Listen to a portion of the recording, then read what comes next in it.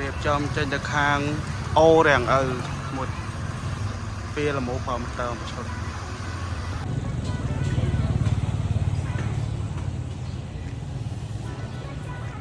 សកម្មភាពព្រោះទ្វារចាស់ចោលដាក់ទ្វារថ្មីព្រមតើជាទៅវិញ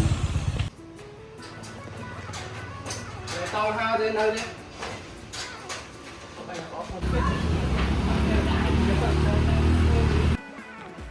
ជំរាបសួរបាទពុកម៉ែបងប្អូនទាំងអស់គ្នាថ្ងៃនេះខ្ញុំមានវីដេអូថ្មីមកបង្ហាញពុកម៉ែបងប្អូនទាំងអស់គ្នាទៀតហើយពាក់ព័ន្ធជាមួយនឹងទ្វាររមូល5ម៉ឺនបញ្ជាតេឡេទ្វាររមូលនេះផងដែរគឺយើងប្រើស្លឹកទ្វារកម្រាស់1លីភ្ជាប់ជាមួយនឹងម៉ូទ័រជប៉ុន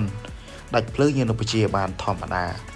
ហើយទីតាំងនេះផងដែរគឺខ្ញុំបានធ្វើការដំឡើងជូនបងប្រុសនៅខាងស្រុកអូរៀងឪខេត្តត្បូងឃ្មុំឥឡូវយើងធ្វើការដំឡើងជូនបងប្រុសរួចរាល់ 100% ហើយខាងសេវាកម្មទ្វាររមូលមានជ័យយើងខ្ញុំក៏មានសេវាកម្មដូចជាលក់ដុំនិងរាយដំឡើងទ្វាររមូលប្រើទាញដៃនិងប្រើម៉ូទ័របញ្ជាតេឡេគ្រប់ប្រភេទនិងមានលក់ដុំនិងរាយដំឡើងម៉ូទ័រទ្វាររបងនិងសម្រាប់រវៃទ្វាររូបដៃរនាបគ្រប់ប្រភេទ